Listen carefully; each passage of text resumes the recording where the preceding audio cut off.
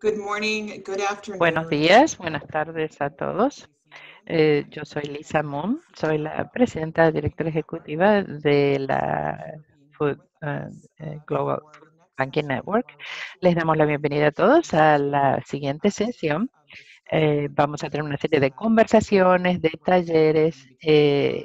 Nos vamos a reunir entre julio y diciembre para apoyar el trabajo importantísimo que ustedes están haciendo en todo el mundo. Hoy tenemos el honor de tener al doctor Jim Fan con nosotros, que él va a ser el ponente principal. El doctor Fan en este momento es el profesor de la China Agricultural University, profesor de cátedra. Él ha trabajado en esto por muchísimos años como director del Instituto de Investigación. El doctor Fan tiene muchísima experiencia en el tema de la seguridad alimentaria, por la pobreza, las políticas y el desarrollo de los sistemas alimentarios. Él realmente es un campeón, un líder en el área. Está trabajando con el grupo internacional dedicado a cortar el desperdicio de alimentos y tenemos realmente el placer y es un gran honor tenerlo aquí con nosotros el día de hoy. Después de su presentación vamos a tomar preguntas de los participantes. Pueden hacernos sus preguntas utilizando la caja de preguntas y respuestas que está en su pantalla. Por favor, recuerden que la sesión se está grabando. Con eso le vamos a pasar entonces el micrófono al doctor Fan. Muchísimas gracias por estar con nosotros hoy a la tarde. Hola, Lisa, muchísimas gracias a toda la red de bancos de alimentos globales. Es un placer y un honor estar con ustedes. Y yo tengo una carrera de más de 35 años y nunca he visto una crisis como la que vamos a ver en los próximos años. Así que voy a compartir algunas de mis ideas con ustedes eh, que, para tratar de ver cómo podemos reconstruir nuestros sistemas alimentarios en el futuro. Así que ahora voy a compartir con ustedes algunas de las diapositivas que preparé específicamente para esta oportunidad.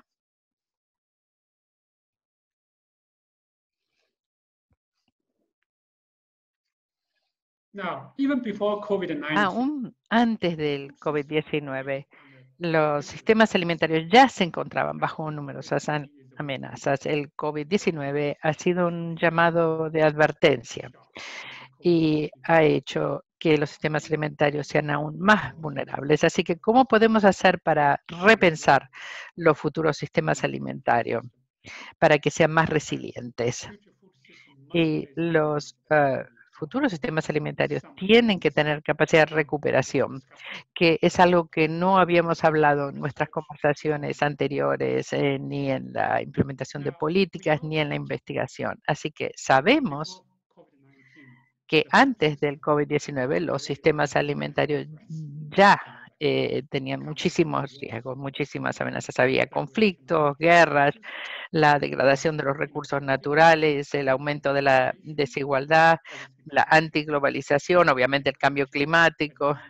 Y el cambio climático es el factor único más importante que afecta los sistemas alimentarios. Y todas estas amenazas, el hambre y la desnutrición, son prevalentes. Así que en el 2020 tenemos más o menos 690 millones de personas que sufren de hambre. Eh, el, el, eh, el número era mucho más bajo hace un par de años. Estamos a lo mejor sobreestimando el número de gente que padece de hambre en China. Eh, Aparte del hambre, más de 2.000 millones de personas tienen carencias de micronutrientes esenciales. Eso es mucho más de los 690 millones de personas de los que estábamos hablando. Y nuevamente, más de 144 millones de niños sufren retrasos de crecimiento, emaciación, y más de 2.000 millones de personas sufren de sobrepeso o son obesas. Así que los niños también están sufriendo estos retrasos de crecimiento y, como les dije, 47 millones de niños sufren de emaciación. Así que Esto tiene muchas causas, pero la pobreza obviamente va a aumentar por primera vez en muchos años. En vez de un crecimiento del 3.3%, que es lo que se proyectaba antes del COVID, la economía se va a contraer. El FMI está proyectando que la economía se va a contraer en un 4.9%, y como resultado de esto se proyecta que 140 millones de personas van a caer en pobreza extrema en el año 2020. Eso es gente que gana menos de $1.90 por día. Y la mayor parte de esta gente en extrema pobreza va a estar en África. Y muchísimas de esta gente van a estar también en el sureste de Asia, en India. Así que las Naciones Unidas también proyecta que va a haber una contracción del 5% de ingresos per cápita. Y va a haber más o menos 80 millones de personas viviendo en extrema pobreza, por debajo de la línea de pobreza de $1.9 por día. Sin embargo, si subimos esto, el estándar, a $3.2 por día, ya subimos a 130 millones de personas en pobreza extrema.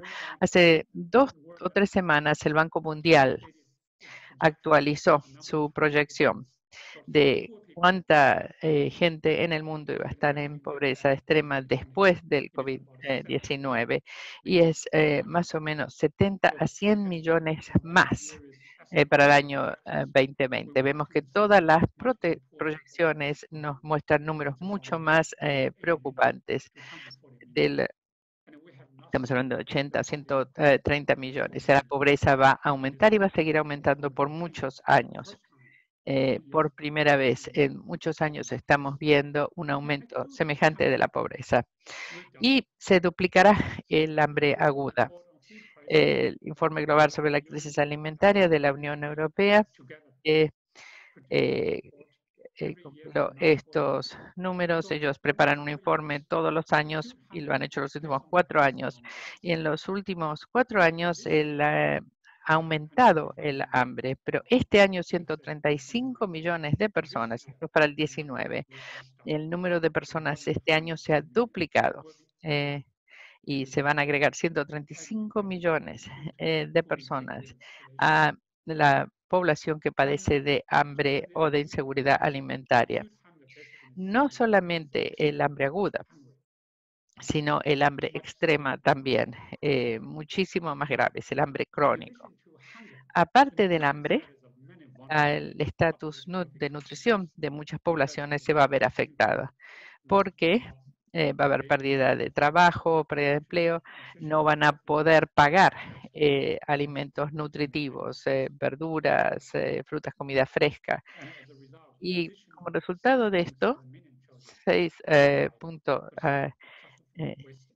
muchísimos niños y grupos vulnerables se van a ver afectados. Otros 6.7 millones de niños menores de 5 años van a sufrir demasiación este año debido al impacto del COVID-19. Y el impacto de estos retrasos y emancipación en la infancia lo sufrirán por toda la vida.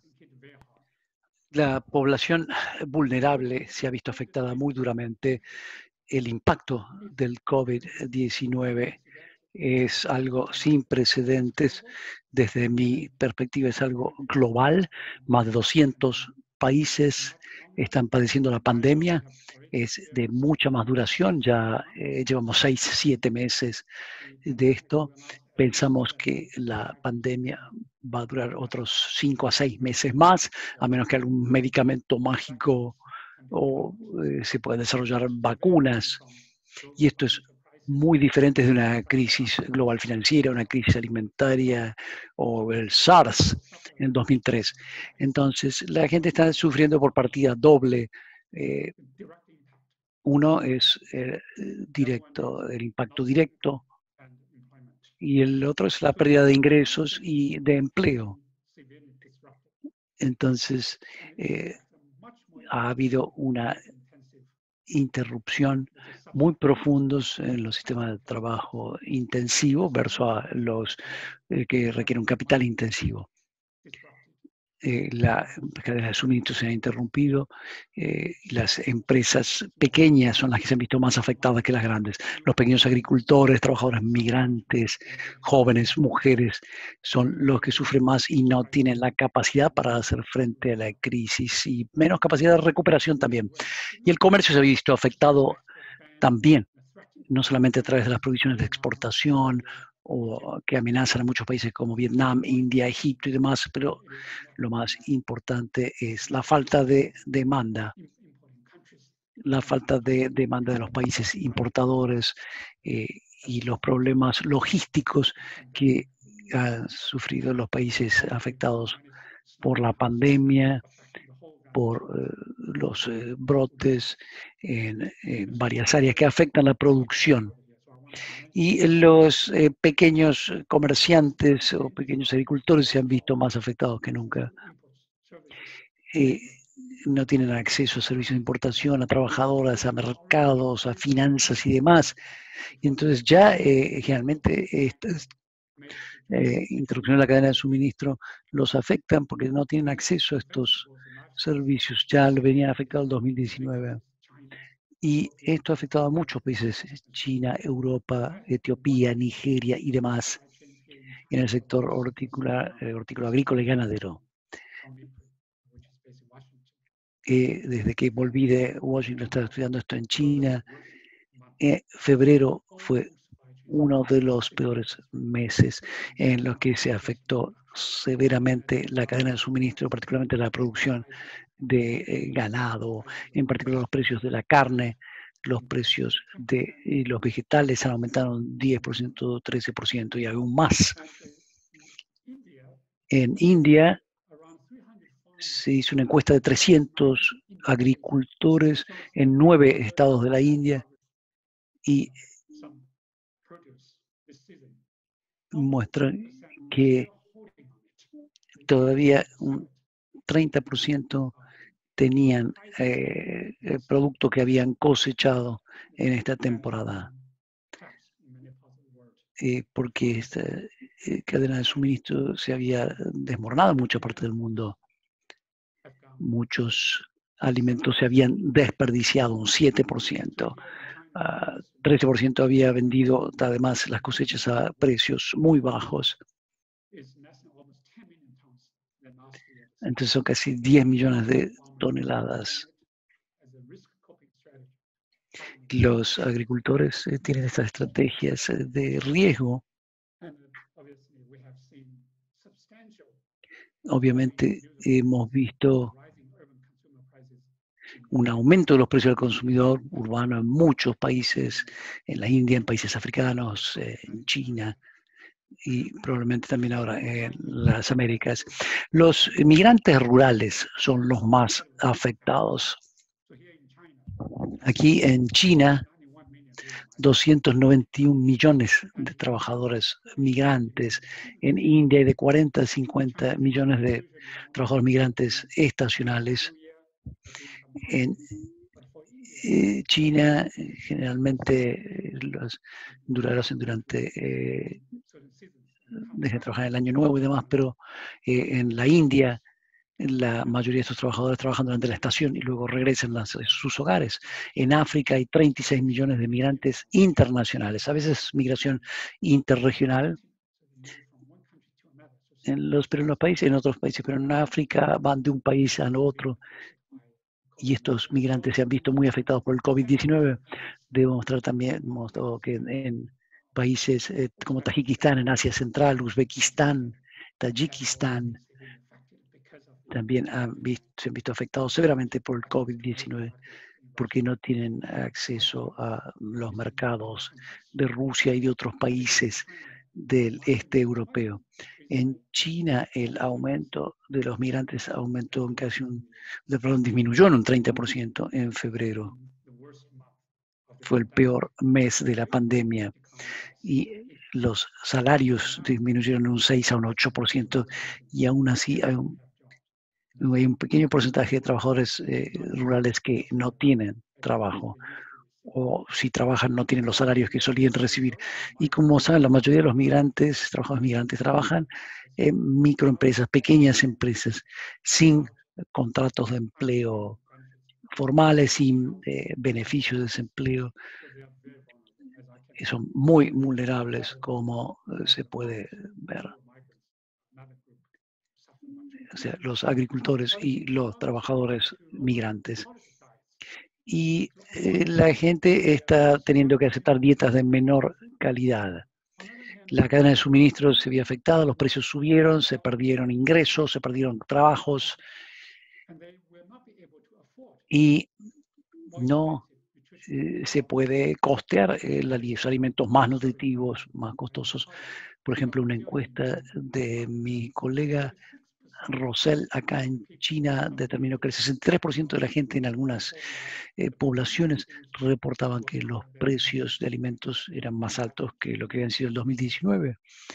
Esto es información de junio. 55% de los pobladores de villas pequeñas redujeron su gasto en alimentos, o sea, compraban alimentos, granos más baratos, elote, arroz y alimentos costosos, compraban menos, como vegetales frescos y alimentos. La calidad de sus dietas ha sufrido. En Nigeria, el 70% de los pobladores urbanos, tanto como los rurales, han sufrido una reducción de sus ingresos desde el inicio de la pandemia. Y el 70% de los encuestados en las zonas rurales y urbanas reportaron estar padeciendo la inseguridad alimentaria. Particularmente insegura en términos nutritivos, la falta de acceso a alimentos nutritivos. El COVID-19 es realmente un llamado a la atención para los legisladores, los investigadores como yo, y para el sector privado. Aún antes del COVID-19, muchos investigadores profesionales en las redes nacionales, las redes internacionales, ya estaban pensando en el sistema alimentario que querríamos tener. Un sistema productivo y eficiente, porque los recursos están disminuyendo a medida que aumenta la demanda. Entonces tenemos que tener una industria alimentaria más productiva y más eficiente, producir más con menos. Baja en carbono, obviamente, o aún con emisiones cero carbono de los sistemas alimentarios, porque el sector agrícola contribuye por lo menos 1/3 de las emisiones totales de carbono y eso lleva a aumentos en la temperatura. Entonces, bajo en carbono es el futuro de los sistemas alimentarios que queremos. Y salud y nutrición. Los sistemas futuros alimentarios deben producir alimentos saludables y nutritivos para enfrentar la triple carga de la mala nutrición, la falta de calorías, la falta de micronutrientes y el exceso de peso y la obesidad. Entonces, tiene que ser algo que sea sostenible, que proteja la tierra, el agua, la biodiversidad, que no destruya el medio ambiente y más incluyente, incluir a las mujeres, jóvenes y otros grupos vulnerables que deben ser empoderados y beneficiarse de los sistemas alimentarios.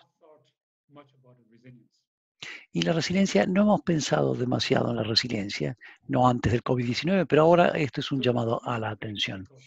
La resiliencia es crítica para hacer frente, para recuperarse de shocks como el COVID-19 y para crecer de una mejor manera. El mundo está enfrentando una cantidad de choques, de conflictos, pandemias, conflictos, terremotos, sequías, ciclones, problemas de seguridad alimentaria, desastres naturales y la pandemia aquí arriba en el centro. Todos estos retos juntos se hacen cada vez más intensos, están en evolución y son inesperados. ¿Quién hubiera pensado que en 2020 íbamos a padecer la pandemia del COVID-19? Esto realmente ha parado todo. La resiliencia es más que una palabra de moda. En el 2014, recuerdo, organizamos una conferencia grande en Addis Abeba, el tema de esa conferencia fue desarrollar la resiliencia. Y teníamos más o menos 1000 participantes, incluyendo al primer ministro de Etiopía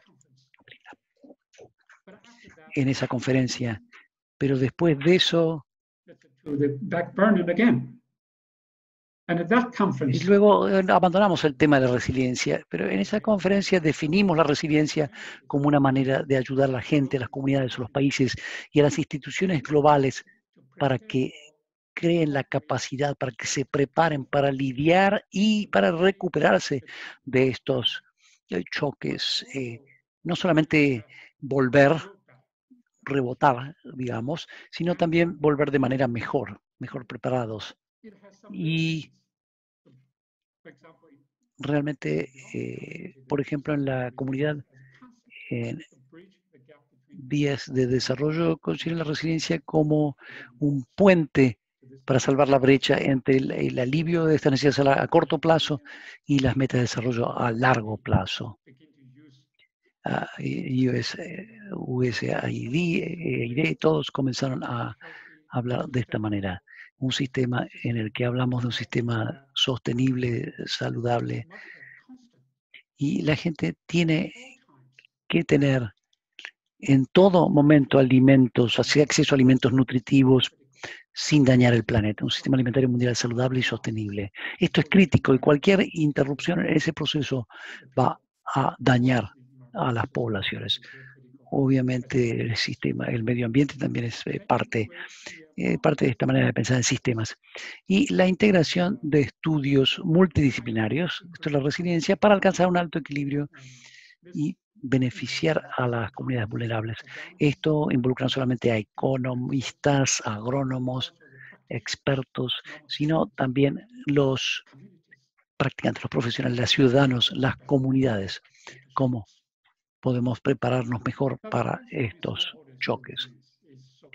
Pero el transformar a los pequeños productores para la resiliencia es importante. Sabemos que mucha gente en el mundo siguen siendo pequeños agricultores en África, en el sudeste asiático y en China. Entonces, hay que fortalecer esta seguridad de la tenencia de la tierra, el título de la tierra, es importante. Cuando fui a Estados Unidos hace unos 35 años, en China estamos hablando de la cuestión del título a la tierra, cuando se estaba descentralizando y dándole tierra a los agricultores. Eso fue un éxito. Pero después de que regresé, el mismo problema persiste. Los agricultores pueden usar la tierra más ahora, pero la economía se ha visto impactada. Muchos agricultores se han mudado a las ciudades y muchos pequeños productores han dejado la agricultura. Pero ¿cómo se puede reformar el sistema para estar preparado para una nueva dinámica económica? Sigue siendo un reto. Esto no es solamente un reto. Aquí lo es en China, en India, en muchas partes de África. ¿Cómo pueden estos pequeños productores tener acceso a través de los cambios en propiedad, cambios en los derechos de los usuarios? Pueden ser alquilados, pueden ser comercializados, adaptarse a la cambiante demanda de alimentos, hacer más eficientes, reducir la fragmentación y tener acceso a financiación y demás. Y promover modelos de agroindustria incluyentes. En muchas partes del mundo se trabaja en silos sin estar conectados con los agronegocios. ¿Cómo se puede organizar mejor a los pequeños agricultores de manera en asociaciones verticales, horizontales en estas sociedades? Este es un gran reto. Y facilitar una mejor gestión de riesgos para estos pequeños agricultores. Todavía no tienen acceso a seguros, a diversificación de ingresos, y muchos de estos pequeños productores no están cubiertos por la protección social. En términos de investigación, debemos darle prioridad nuevamente a la investigación. Simplemente aumentar la producción. Eso tiene sentido. Después de la revolución verde, de la gran revolución en la India, en Pakistán, en Vietnam, en China, hay más bocas que alimentar. Hay que usar variedades de alto rendimiento para la producción de alto rendimiento, es una prioridad. Hoy en día las prioridades tienen que ser cambiadas. Nutrición, salud, resiliencia, eficiente el uso de los recursos en relación con el cambio climático, pero más que nada sostenible y resiliente. ¿Puede la investigación encarar estos problemas? Ya hemos visto algunos éxitos, tecnologías, nuevas variedades de alto rendimiento que han continuado funcionando, pero al mismo tiempo tenemos el cambio climático, tenemos problemas de sequías, pero estas variedades a veces también pueden lograr mantener su alto rendimiento. Los científicos pueden, a través de su investigación, lograr que haya más micronutrientes, vitamina E, zinc, hierro en estas mismas cosechas. Estas nuevas variedades tienen que cumplir con todas esas características. Nutrición, resiliencia contra los choques climáticos y, obviamente, alto rendimiento. Ahora, hay que establecer y implementar y ampliar protecciones sociales. Durante esta epidemia de COVID-19, más de 190 países han tomado unas 900 medidas para proteger a las poblaciones pobres y hambrientas. Se ha expandido la cantidad de beneficiarios en un 15% más o menos, por lo menos en Asia Oriental, Asia, el Sudeste Asiático y el Pacífico, pero solamente este aumento de beneficiarios ha sido un 2% nada más en África. Esto es necesario todavía en África. La protección que está bajo esta cobertura de protección social en muchos países es todavía muy baja. Tenemos que expandirlo. Entonces, una vez que se establece un sistema de protección social y se puede utilizar para enfrentar las vulnerabilidades durante la crisis, pero si viene una crisis y no tenemos un buen sistema de protección social, nos va a tomar por sorpresa. Es una lección que hemos aprendido en esta crisis. Esta protección social tiene que ser mejor dirigida a la gente que realmente está necesitada. Y esta protección social también puede utilizar un abordaje intersectorial. Por ejemplo, combinarlo con sistemas de extensión agrícola, con salud, con educación. En Etiopía ha habido algunos éxitos en este sentido. Ya utilizamos esta red de protección social para ayudarlos a producir mejor, para integrarlos en el proceso de crecimiento, aumentando esa capacidad y expandiendo la protección social. En algunos países emergentes, economías emergentes, esto puede ocurrir. Estos efectos pueden ocurrir muy rápidamente. Entonces hay que expandir la protección social a ambientes urbanos también. En los sistemas sociales también en Latinoamérica, esto es algo de lo que puede aprender el sudeste asiático. Y hay que invertir más en el pago móvil sin contacto, asegurarse que los pagos se pueden hacer todavía para evitar que esto sea un efecto más de la epidemia del COVID-19. Aún después del COVID-19, estos pagos móviles pueden cubrir mejor a la población vulnerable. Ahora, ¿cómo manejar a la naturaleza para tener esta resiliencia? COVID-19 vino del mundo animal. Hemos visto muchas enfermedades a lo largo de los años que han saltado de la fauna a los seres humanos. Y lo que ha pasado es que la expansión de la agricultura, el uso de tierra para alimentación y para ciudades ha destruido los hábitats de la vida silvestre. Y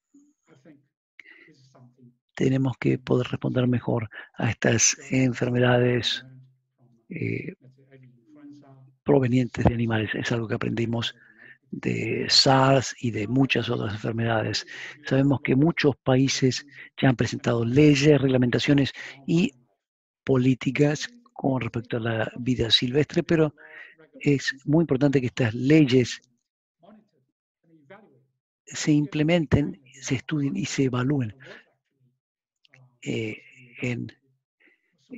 para evitar las enfermedades zoonóticas. En China estos mercados se suponía que debían estar regulados.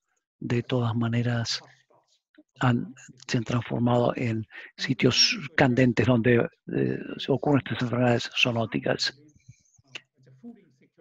Hay un ciclo también. La residencia resuelve el conflicto en este ciclo. ¿Cómo podemos romper el ciclo de la inseguridad alimentaria? ¿Cómo asegurarnos que la gente tenga acceso a los alimentos para que esto no cause conflictos, que no haya guerras?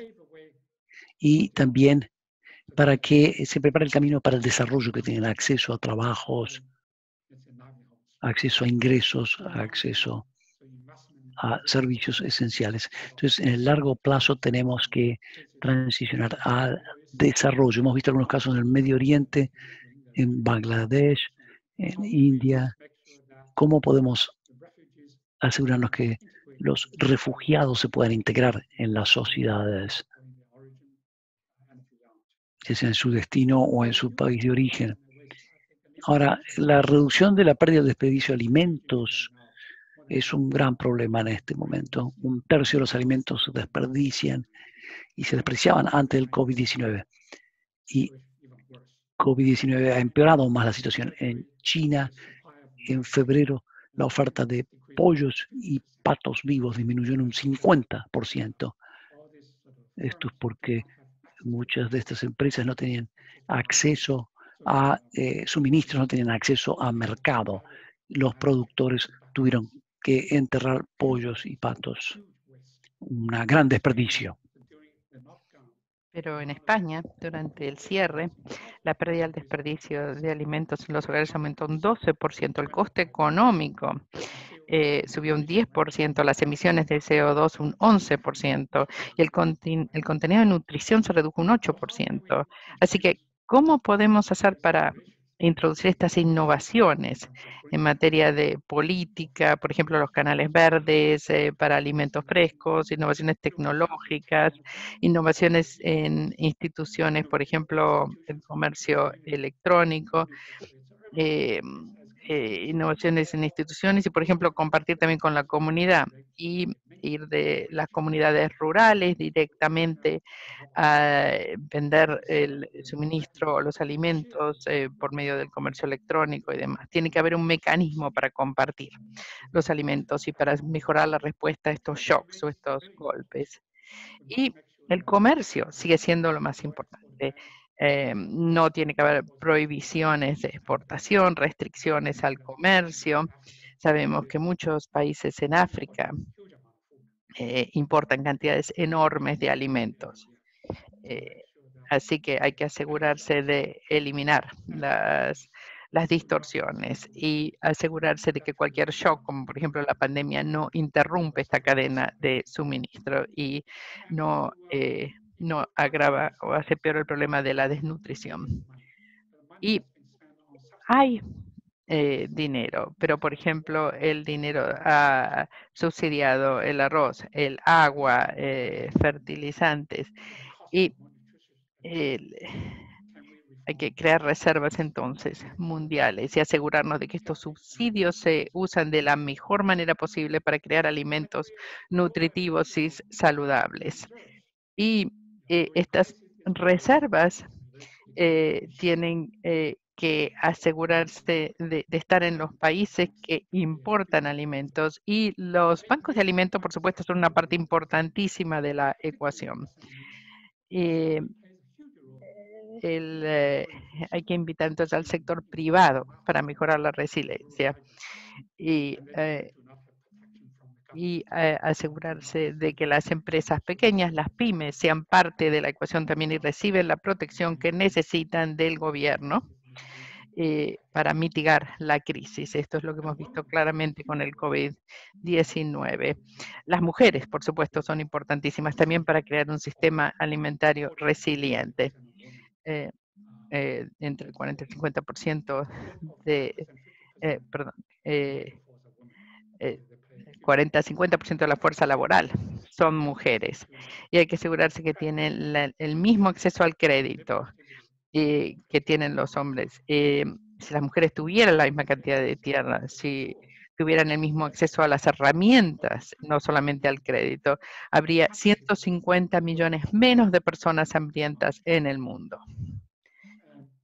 Y creo que las mujeres realmente son las que abren los caminos de la agricultura a la nutrición. Y esto es crucial para la resiliencia. Y esto es muy importante.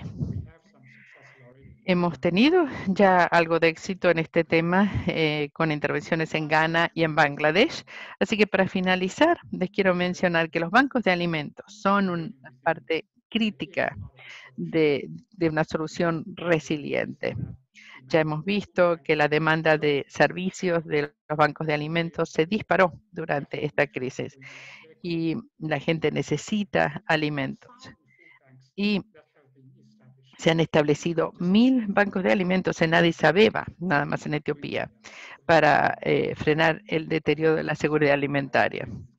Y deben contar con el apoyo de la comunidad corporativa y empresarial de los gobiernos, y el intercambio de conocimiento es crucial también entre los bancos de alimentos, los más pequeños y los más grandes, para intercambiar capacidad y para aprender unos de los otros. Así que esto significa que la red global de bancos de alimentos va a jugar un papel fundamental en este intercambio de conocimientos y para mejorar el conocimiento de los otros bancos de alimentos. Así que con esto voy a dejar de hablar. Muchísimas gracias. Muchísimas gracias, doctor Fan, por esa presentación tan amplia, tan profunda y realmente nos expresa muy bien cuál es el estado de los sistemas de alimentos y el impacto que ha tenido el COVID-19. Tenemos muchísimas preguntas y estamos muy contentos de poder tener esta discusión. Tenemos una pregunta. Si podemos definir más específicamente, ¿qué quiere decir cuando decimos protecciones sociales? Sí. Las protecciones sociales, que es una protección, ¿verdad? Porque la terminología, protección puede ser del gobierno o puede ser de la sociedad civil, puede ser de muchos otros. Los gobiernos en este momento son los que juegan el papel más prominente de la protección social. Así que, por ejemplo, establecer sistemas, no sé, tarjetas de seguro social o de identificación para ver el movimiento, para ver quiénes son las poblaciones más vulnerables. Así que cuando hay un shock, cuando hay una sacudida, el efectivo o los suministros en especies pueden ir a aquellos que los necesitan. Así que eso sería una protección social, protección del gobierno. En general lo llamamos protecciones sociales. Podemos ver que esto es muy importante en este momento. A lo mejor 25% a una tercera parte de la población no tiene la protección social que lo necesita, especialmente en África. Otro término que también se usa es la red de seguridad. Creo que eso es de lo que estamos hablando. Sí, totalmente. Tenemos otra pregunta que realmente la mayor parte de lo que se habló hoy es algo que tienen que hacer los gobiernos nacionales. Pero, ¿qué es lo que se puede hacer a nivel global? ¿Cuáles son las acciones que tendríamos que implementar para el 2021? Bueno, para los gobiernos, como les mencioné, las prioridades de inversión. Obviamente, los gobiernos tienen que presentar paquetes a decidir cuáles son los consumidores. No sé si van a recibir $600 o lo que sea, en una infusión de efectivo. Eso está bien, eso es bueno, pero es igualmente importante, en particular para los países pobres, utilizar ese dinero para aumentar la capacidad de producción, para aumentar la resiliencia, invertir en la investigación. Eso realmente es muy importante. No es algo que estoy viendo mucho. Acá en China, por ejemplo, tenemos observadores y estamos haciendo intercambio de bienes y productos, pero creo que es muy importante realmente establecer una buena infraestructura para aumentar el acceso. Hay que aumentar el acceso al Internet también, y el acceso al Internet nuevamente es fundamental para que la gente tenga acceso a la información. Necesitamos tener acceso a los caminos y, por supuesto, las pymes, las pequeñas y medianas empresas, que son fundamentales, y hay que capacitar a la gente, asegurarse de que tienen la capacidad de enfrentar este tipo de golpe. Y como les dije, por una parte, tenemos que aumentar la inversión en investigación y tenemos que poder enfrentar todos los problemas de resiliencia, no solamente lo que tiene que ver con el rendimiento, todo lo demás, la tecnología, por ejemplo. Creo que los dispositivos digitales y todo lo que se puede hacer en el terreno digital con agricultura. Así que no es simplemente darle dinero a los consumidores. Es muy importante mirar las inversiones para ver si podemos aumentar la capacidad, para ver si podemos hacerlo de manera tal que la gente pueda recuperar. Sí, por supuesto, las redes de protección social o de seguridad social, obviamente, es muy importante tener esta red de seguridad y tener un sistema de protección social, obviamente.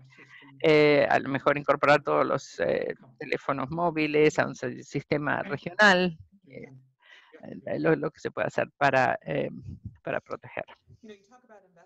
Estamos hablando de investigación, inversión para la investigación, especialmente el diseño de la producción, y eso, por supuesto, tiene mucho sentido. La mayor parte de los pobres en el mundo trabajan en agricultura. ¿Y qué pasa con lo que esté fuera de las granjas, por ejemplo? ¿Cómo conectar a los agricultores con el resto de la economía para reducir el desperdicio, para asegurarse de que los cultivos, de hecho, llegan a la gente que los necesitan? Oh, por supuesto, eso es fundamental. Tenemos que prevenir la pérdida y el desperdicio, obviamente. Pero hablando nuevamente de la tecnología, tenemos que diferenciar entre los países ricos y los países pobres. Para los países ricos, creo que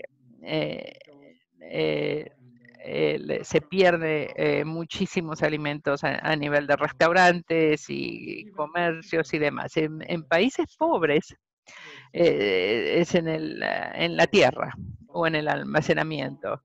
Es diferente. Se puede entonces a lo mejor dar más acceso a maneras de almacenar más sanas, a lo mejor sin uso de tanta energía, que es lo que les falta. Por supuesto, mejorar los caminos. Muchos agricultores, por ejemplo, hace unos años trabajé, los granjeros agricultores pueden producir, pero debido a la falta de infraestructura vial, no había caminos para transportar los productos, entonces se desperdicia o se pierde, se pudren los productos en el campo. Así que hay que tener infraestructura vial, hay que tener caminos y nuevamente almacenamiento. Tiene que haber depósitos o almacenes para conservar los productos. Y obviamente esta sería otra de las maneras de prevenir la pérdida y el desperdicio de alimentos. Y por supuesto los bancos de alimentos, obviamente. En África, en India, ya lo están pensando. cómo pueden ayudar los gobiernos. A lo mejor los gobiernos no son los que pueden hacer el almacenamiento de los productos. A lo mejor 80%, 70%, lo que sea que puedan hacer es mejor que nada. Tiene sentido. Ok, estaba hablando de tener reservas de emergencia de grano para las zonas de menos ingresos, por ejemplo. ¿Quién piensa que puede establecer y mantener estas reservas? ¿Y cómo se pueden manejar estas reservas localmente? Bueno, obviamente los gobiernos pueden tener en Asia se pueden tener estas reservas de arroz o de grano de China, Corea del Sur, Japón. Se han establecido agencias intergubernamentales que tienen estos almacenes o estas reservas. No es solamente reservas fiscales que hay que tener, también hay que tener reservas de alimento. Y bueno, es lo mismo, es la conducta de pánico que vemos en todo el mundo. Los gobiernos también piensan que tienen que tener reservas, pero tenemos que poder trabajar juntos y tenemos que combatir las conductas irracionales. Así que creo que digamos que a nivel del continente también se tiene que poder, a lo mejor África Occidental o en África, tener estas reservas de granos para poder calmar las cosas. Ahora, en los países, en este momento los gobiernos regionales pueden hacer lo que tienen que hacer. Ahora, el sector privado necesita incentivos. Porque una de las maneras en que se puede incentivar es si los contrata el gobierno para manejar estas reservas de alimentos. Esa es una manera en que se podría hacer. Y por supuesto, hay problemas de corrupción y demás, pero esto se tiene que hacer de la manera más eficiente posible. Y luego están las comunidades locales, que tienen que haber organismos gubernamentales que dicen, bueno, ¿cuándo se tiene que repartir esta reserva o entregar estas reservas?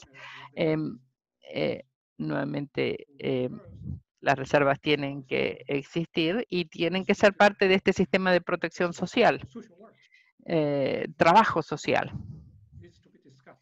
Y eso es algo para hablar. Eso es hay muchas experiencias muy positivas en muchas partes del mundo.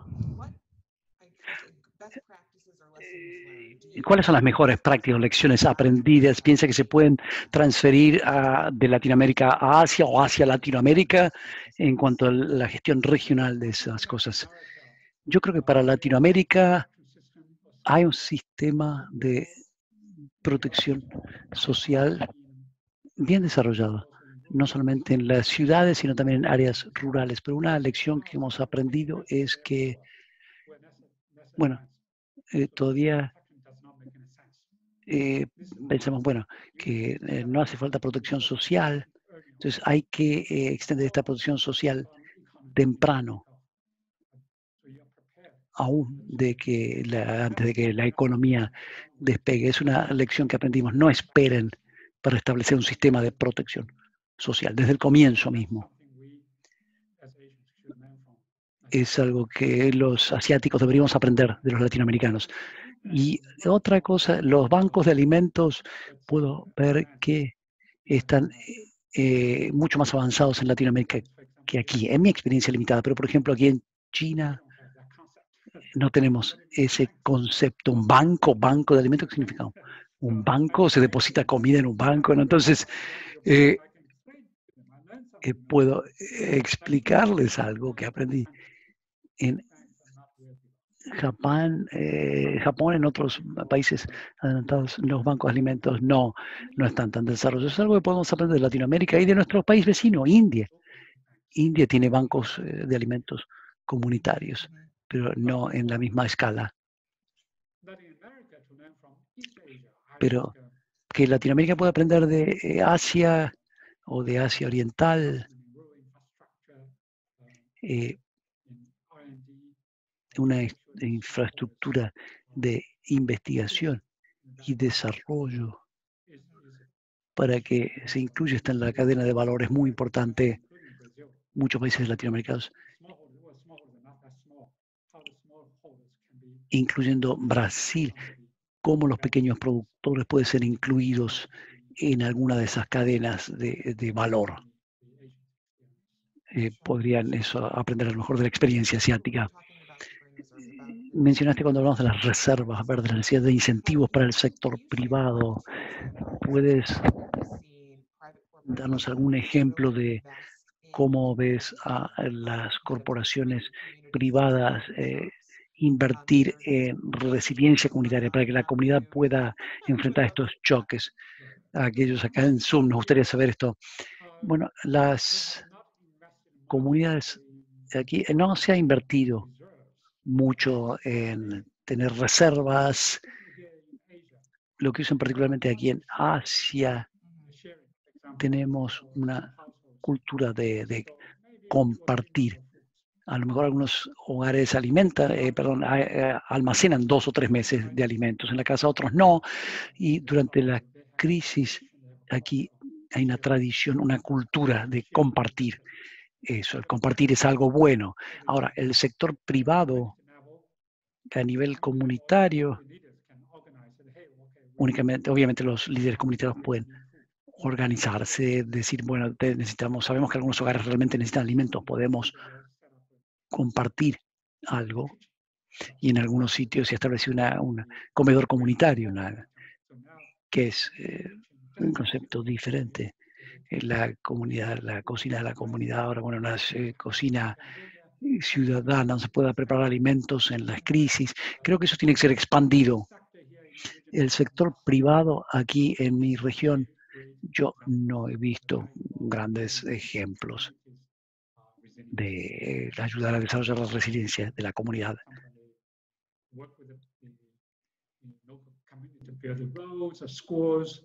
Excepto, a veces trabajan con la comunidad pavimentando caminos, construyendo escuelas, pero no en esto.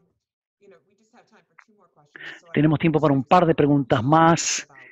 Varias personas han preguntado sobre la comunidad internacional.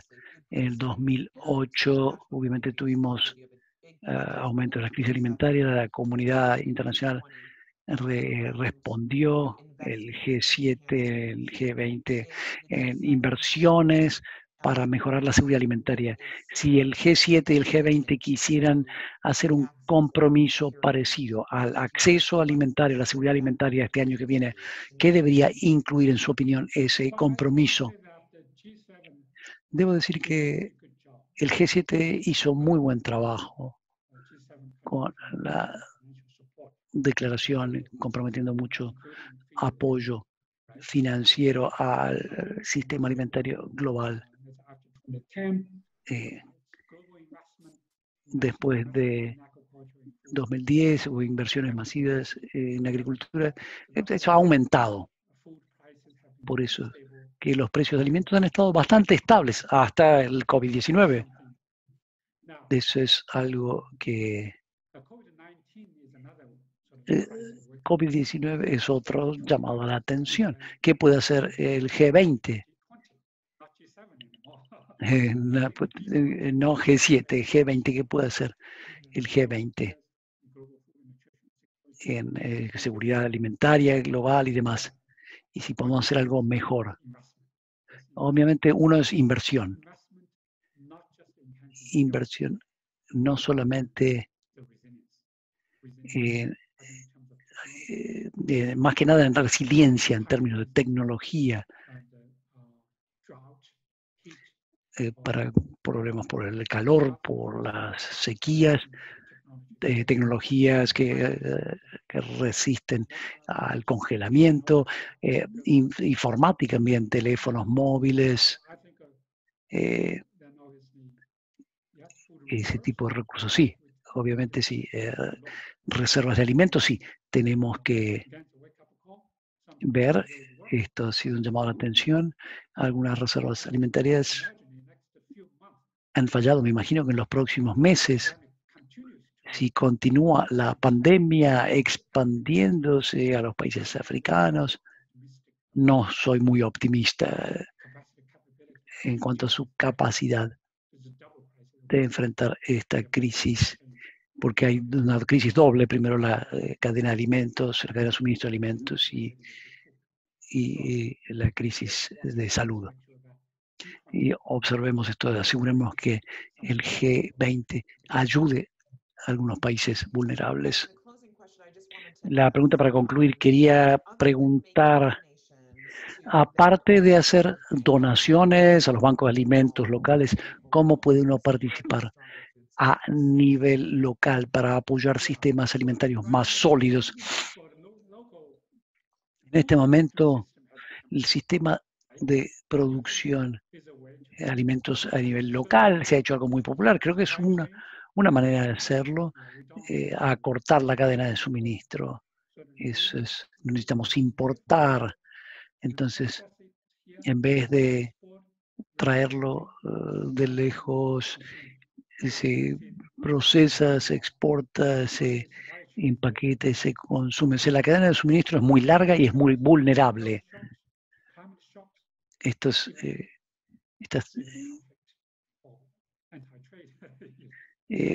hay que está el problema de todo tipo de choques climáticos, conflictos o problemas en el comercio internacional. Pero tenemos que asegurarnos que los sistemas de alimentación global funcionen, que el comercio funcione. Es muy frágil, hay que reducir las emisiones de gases de invernadero, asegurarnos que los alimentos sean costeables, sea a todos los lados, los sistemas alimentarios, el comercio, que tiene que seguir funcionando. Pero, por otro lado, algunos alimentos pueden ser producidos localmente, reducir la emisión de carbono y aumentar la resiliencia. Obviamente, creo que además de las donaciones a bancos de alimentos,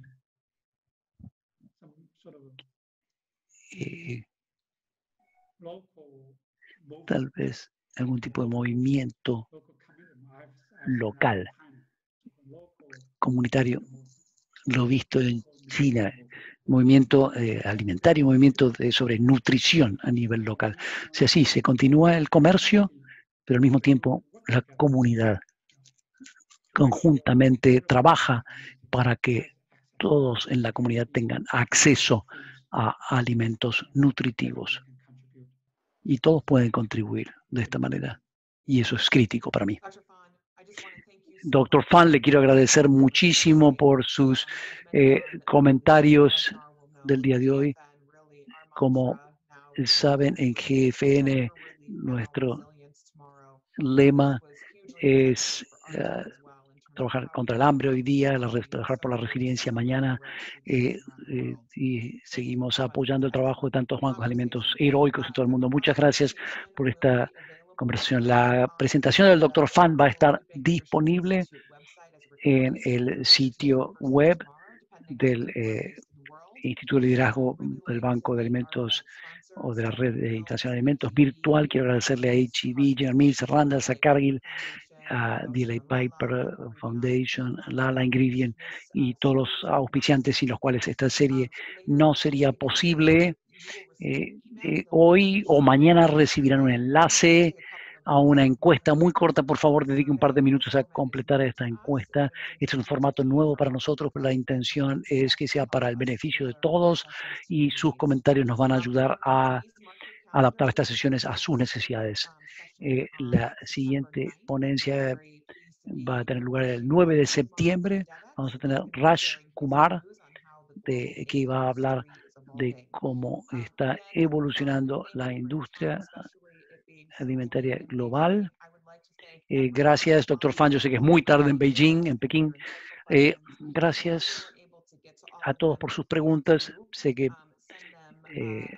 no podemos responder a todos, pero por favor envíenoslas a GFN y les conseguiremos la respuesta. Les deseo a todos un buen día, unas buenas noches. Nuevamente, gracias.